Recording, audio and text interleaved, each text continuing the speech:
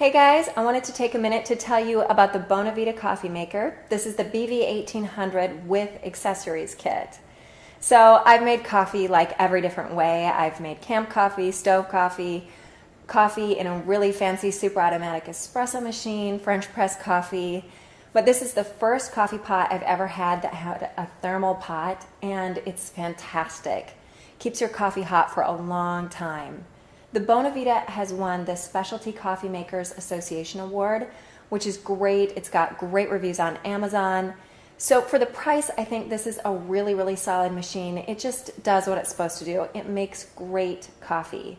And with this one, you get an accessories kit as well, which includes little spoons with coffee cups on the top and coffee mugs. So you have everything you need. Check this one out.